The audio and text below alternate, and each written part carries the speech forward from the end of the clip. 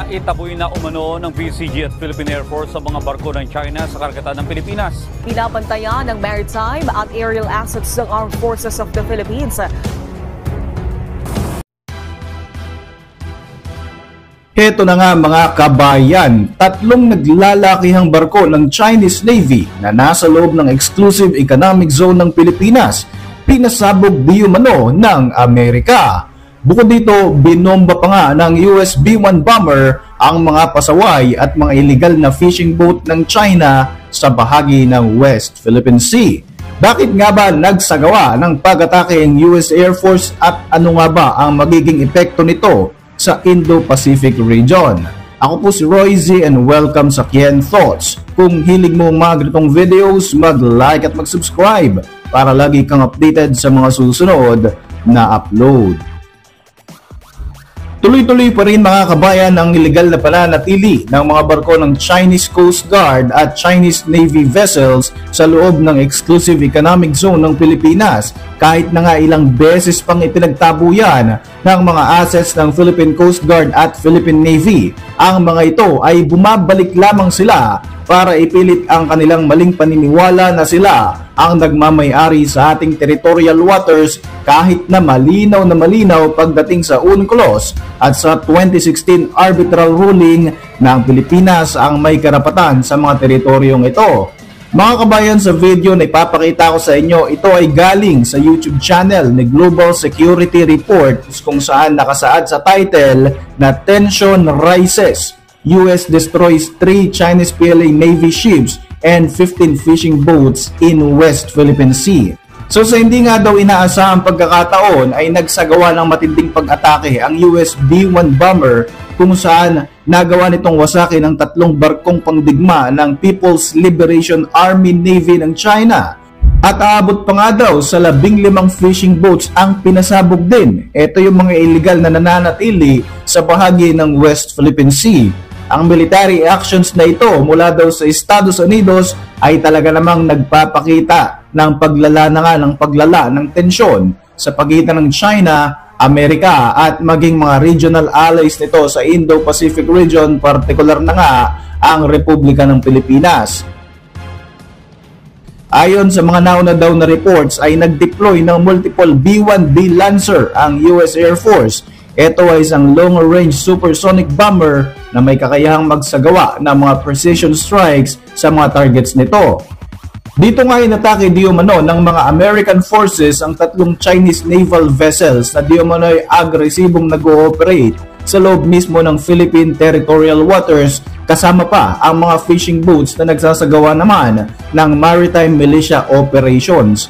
Ang pagkatang ito daw mga kabayan ay sa kabila ng mga nagaganap na Chinese incursions o military drill sa bahagi ng WPS na nire-recognize maging na international community na talaga namang bahagi ng exclusive economic zone ng Pilipinas.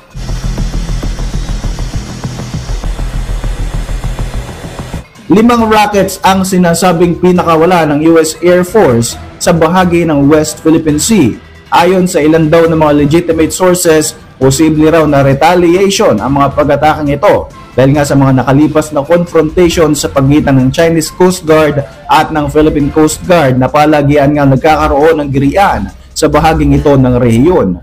Marami ang mga naniniwala na pagbabago na raw ito sa mga pulisiya ng US-Philippine Alliance pagdating sa usapin ng Chinese aggression na maaari na daw humantong sa mas malaki at mas malalang military confrontation. Samantala, mariin naman daw na kinondena ng Beijing ang isinagawang ito na pag-atake ng US-Philippine Alliance sa kanilang mga naval assets at tinawag nga raw itong isang uri ng act of war at agad na nagpahayag na magsasagawa raw sila ng mga paghihiganti sa mga aksyon na ito ng Pilipinas at Amerika. Ayon pa nga raw sa report ay nag-mobilize na rin ang mga Chinese military ng kanilang military assets para sa sinasabing response mula sa China na maaari nga raw mauwi sa pag-escalate ng gulo sa bahaging ito ng Southeast Asia. Nakamonitor naman ang global community hinggil nga sa mga kaganapang ito.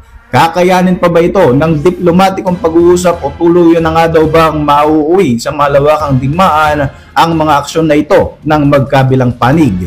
Sa mga nakalipas nga raw na mga araw ay magkasamang lumipad ang mga eroplanong pandigma ng US at Pilipinas patungo sa Scarborough Shoal, kung saan nagsasagawa nga ito ng pagpapatrolya sa WPS. Ito nga raw ang kauna-unahang beses na nagsagawa ng ganitong hakbangin ang US-Philippine Alliance, at naganap ito sa pag-upo mismo ni US President Donald Trump sa White House ngayong taon. Ayon pa nga sa mga opisyal ng Philippine government, ang isinagawang military exercise na ito gamit ang Philippine FA-50 fighter jet kasama ang US B-1 bombers sa WPS ay talaga namang ikinagalit daw ng China dahil mas pinapalala nga raw nito ang sitwasyon at maaari nitong ilagay sa panganib ang katahimikan sa buong Indo-Pacific region. Nakikipagsabuatan daw di umano ang Pilipinas sa mga bansa sa labas ng rehiyon para mag-organize ng mga joint patrols dahil sinasadya nitong magasik ng kaguluhan sa disputed territory. Ayon pa nga sa Chinese spokesperson, nagsagawa ang Beijing ng kanilang sariling routine military patrol sa Scarborough Shoal at mananatili raw ang mga Chinese Air Force unit sa high alert para ipagtanggol di umano ang teritoryong bahagi ng China. So, susubukan natin mga kabayan na tingnan kung totoo nga ba na may naganap na ganitong insidente. First off, i-check natin kung nagkaroon ng enkwentro sa pagitan ng US forces at ng Chinese Navy vessels. Well, upon checking, wala naman tayong nakita na balita or updates tungkol nga sa ganitong insidente. Pero base sa report ng Associated Press noong 2024, buwan ng Mayo ay nagkaroon ng large-scale drills. So, training exercises ito kung saan magkasama ang tropa ng US at Pilipinas na sinuportahan ng Australian Air Force surveillance aircraft sa bahagi ito ng West Philippine Sea. Dito ay nagsagawa sila ng training exercises mga kabayan gamit ang mga high-precision rockets, artillery fire at mga airstrikes. Tinarget at pinalubog nila ang isang mock enemy ship ng Chinese Navy bilang bahagi ng large-scale war drills. Dito ay personal na pinanood ng ilang military officials at diplomats mula sa iba't ibang mga kaalyadong bansa ng Pilipinas, kasama ang mismong si President Bongbong Marcos Jr. Ito ay sa isang hilltop sa bahagi ng Lawag City sa Ilocos Norte. Kasama sa naganap na training exercises ang 16,000 military personnel mula sa United States at Pilipinas, habang may ilang representatives din mula sa Australian troops. Mayroon ding mga observers mula sa 14 na kaalyadong bansa ng US at Pilipinas ang nanood sa nasabing military training exercises, o ito yung tinatawag nating balikatan exercise.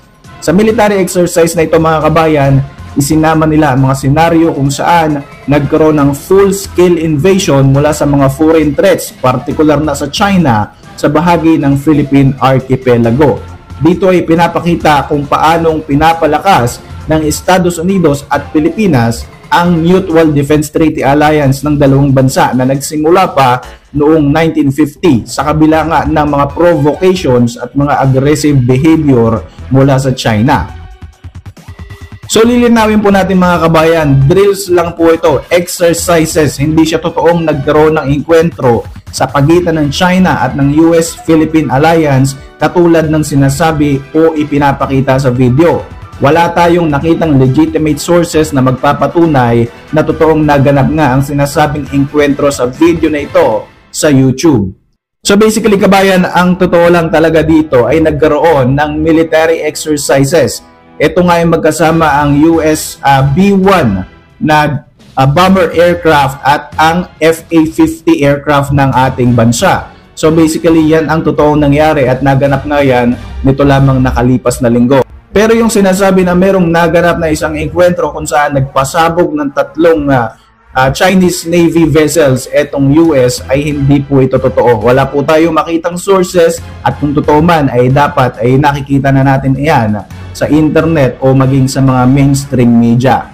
So para sa inyong mga reaksyon, mag-iwan lang ng komento sa ibaba ng video na ito. At para manatiling updated sa ating mga susunod na upload, siguruing mag-subscribe. I-like mo na rin ang ating mga videos bilang suporta.